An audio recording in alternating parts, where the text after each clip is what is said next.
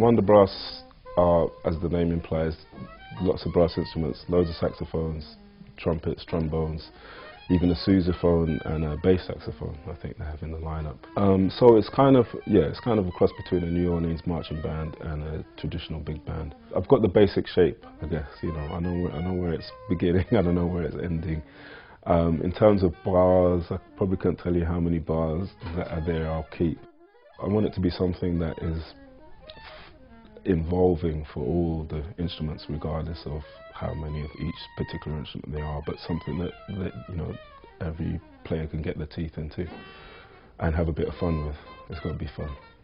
And I'm hoping very much as I've written the piece, I want them to influence me as much as possible in how the piece finally sounds, because ultimately, you know, those are the guys who are going to be playing it, and it's very specifically written for them. I mean, the great thing about putting a piece together in this way, I think, is the toing and froing, and I think actually that reaction is key. You know, it's fine sitting in front of a computer or whatever and dealing with computer sounds, but that can only take you so far. It's not until you have the real interaction with musicians and actually hear the sound for real, then you can kind of gauge what needs to be done and have a bit more fun with things.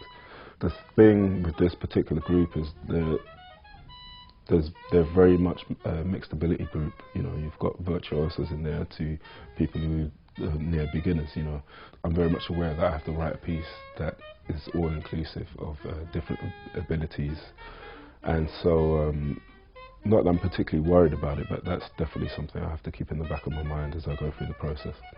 For me, collaboration is key. I mean, I think it is mainly coming from a jazz background. It's all about what happens when the musicians play the music, and you know, I'm very used to, even in a duo situation, I'm very used to bringing a piece of music, having it played, and someone saying, "Oh, have you thought about this?" Or they may solo on something in a different way that makes you come up with a different idea or think about a particular phrase or passage differently.